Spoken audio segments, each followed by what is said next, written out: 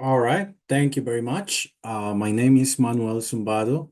I'm a PhD student in Costa Rica Institute of Technology, and I'm going to present you one of my works, which is the assessing of the deep segmentation performance of macromolecular subunits using extreme points. All right. Yeah. What is the main problem we are trying to solve here? The main problem is the segmentation of cryo-EM maps, right?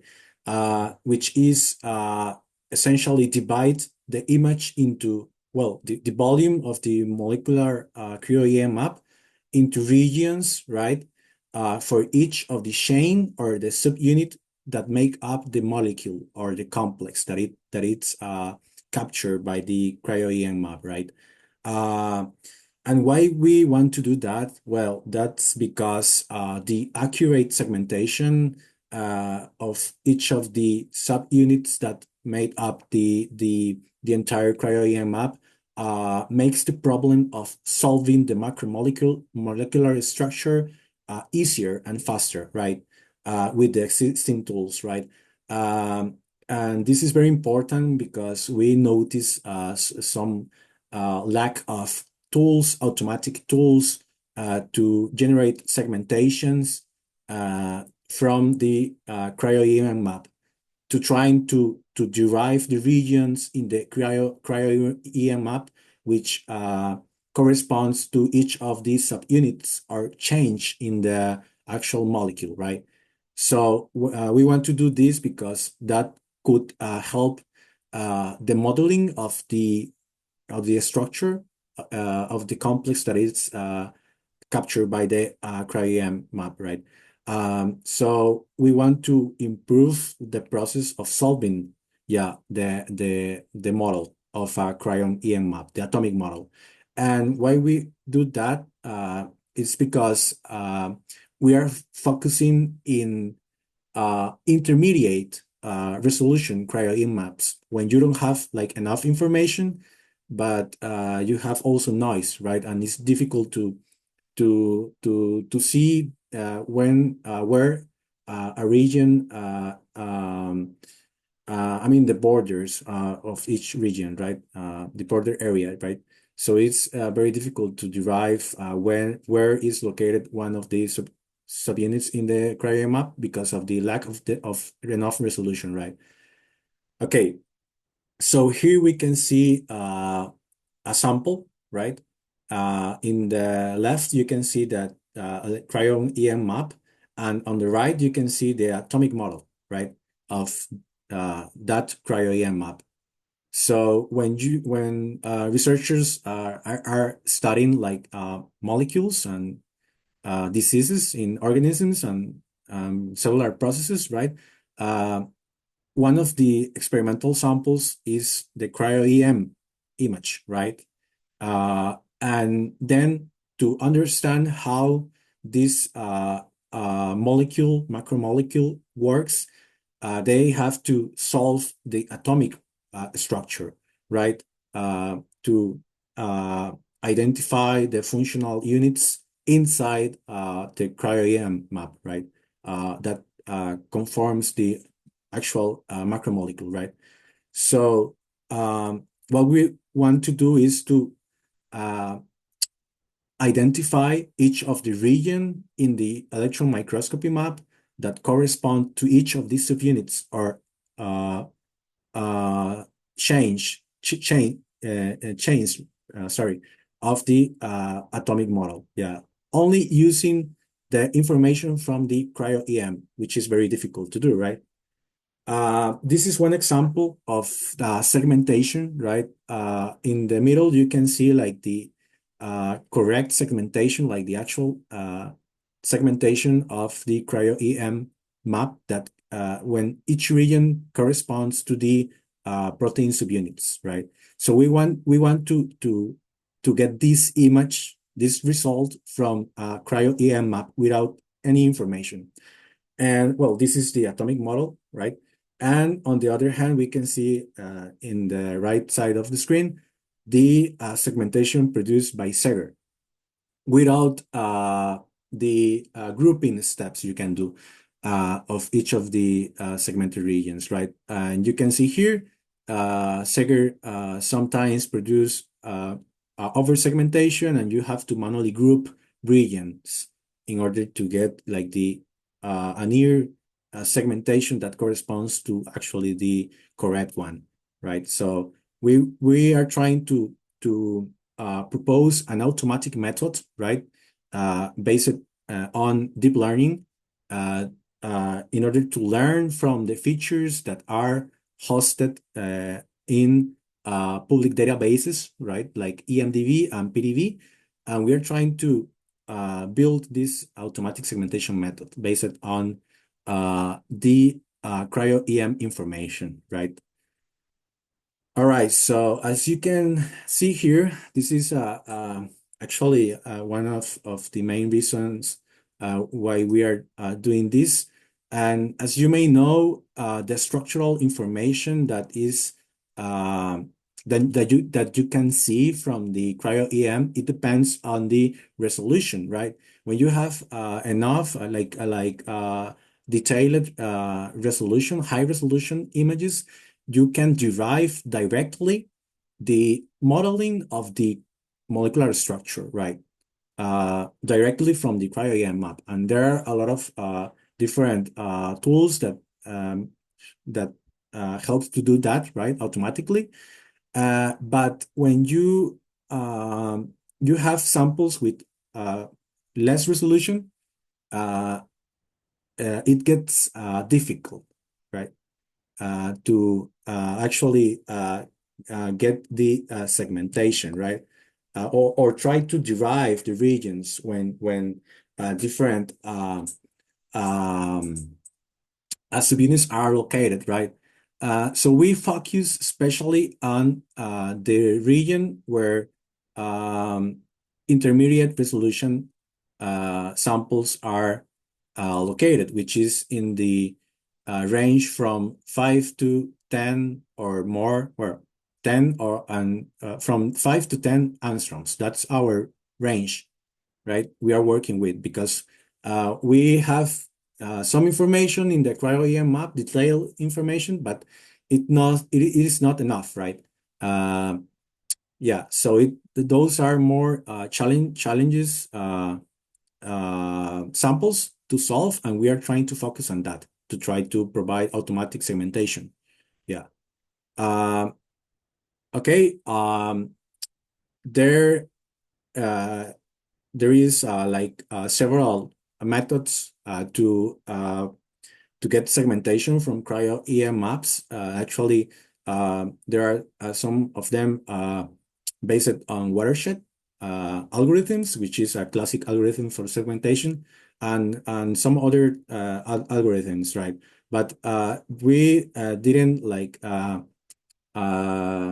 know a method based on deep learning, and we wanted to explore this because we know that there is a lot of data in the public databases we can use in order to learn the patterns that delineate each of the regions, right, in the cryo-EM map. So we want to perform the segmentation, right, in macromolecules in the cryo-EM maps because individual subunits at the segmentation range from the resolution range from 5 to 10 angstroms, it's possible to localize domains and subunits in the cryo-EM map, but it's not an easy task, right? Because it has a lot of noise, right? But this segmentation could help to reduce the search space and time when solving macromolecular models, atomic models, right? So when researchers have the segmented macromolecule, they can place individually components, right, in each of the segmented regions in order to try to to solve the model, right? So we are trying to accelerate and facilitate the solving of intermediate resolution models, right? Cryo-EM maps. And we observe, like in many of the computer vision tasks, when it's kind of difficult to have enough information to perform the identification of objects and regions for the segmentation, it's very common, like to use scribbles or points around the area you are interested. And we try to use this approach in our task in order to perform an interactive segmentation tool. Yeah, to develop an interactive segmentation tool. So we also use this approach, yeah, to build our tool, right? So we are trying to use not only the cryo-EM map, but the knowledge of the user, which usually is an expert user, right? So we know that there is some information that the user has, and we are trying to incorporate that into the network, yeah, into the segmentation process in order to guide the segmentation, right? And yeah, that's our approach, and you will see soon. So our approach is deep and seg, right? This is a method for automatic segmentation of protein subunits in cryo-EM maps with deep learning. Again, we use deep learning because of the ability of data in EMDB and PDB, and with a lot of samples with fitted models, which can be used to annotate and learn from those features, right? And also to incorporate the user knowledge. Yeah. So the expert user knowledge that can be used to delineate, to focus on the area when they think there is an individual region in the EM map, right? So we frame our approach in a extreme points guided approach, right? We perform semantic segmentation, and we design our tool to predict using three classes, right? The background, the voxels that are inside the subunit I want to segment, and voxels that are outside the subunit, but they are part of the macromolecule, right? I mean, they are part of other subunit, right? So we design our method using these details, right?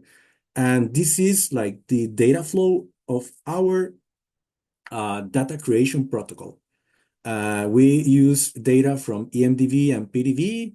We get the atomic model and the cryo-EM that is associated with that model. And we annotate that model we annotated that cryo-EM map in order to get the annotated map. And then we simulate different string points around each of the regions of the chains or domains, right? In order to simulate, right, the user input, right? And then we train the model using patches of each of the subunit, annotated subunit. We divide it in patches, and then we train the model using those patches, right? And then we can do the prediction, like using the region delineated by the extreme points of the user, right? And in order to get the prediction in that area. And for the model training, we use a dataset of 153 cryo-EM maps that derive from our data creation protocol. The input size we are using is 64 voxels each side, sorry. And we use a 3D unit model architecture, which actually is a vanilla unit, right? It doesn't have any modifications. We use the dice laws, atom optimizer, a learning rate of 0.008. And we did a threefold cross-validation in order to train our model. And these are some of the results, right? We also try to to know where the model focus the most, and using the logits, right? We are also showing two levels of logits here in order to show the areas or the regions where the model has more attention, right? Or it's more important for a model in order to get the segmentation. And we actually saw that the region where the model focused more is when we locate the extreme points, right? So this is like one of the results, right? We can see here, this is the ground truth, the region that is the ground truth, right? The actually region for that subunit, and we got the predicted region, which is very close to it. But we had some of like difficult regions also, for example, in this case, right? This region and this region we didn't get segmented, right? And that's maybe also because of the location we use uh, to uh, to put like the extreme points, right? This the segmentation is very a fun is very like I mean, the location when you put like the stream points is very important for the segmentation, right? And this is another example. And another results we are having in our class of interest, we are having an intersection over union of almost 0.3, 0.4 in several cases, which is the max uh, um, measure of our model, which is the best model we have, and the baseline model. We compare the baseline model without extreme points and a model with extreme points, and we got like 50% of improvement in the result. This is the PR chart, right? Precision recall curve. We can see we are having almost 0.6 in the recall for 0.6 in the precision for our interest class, right? And we have more margin of improvement, right? So we are working on that right now.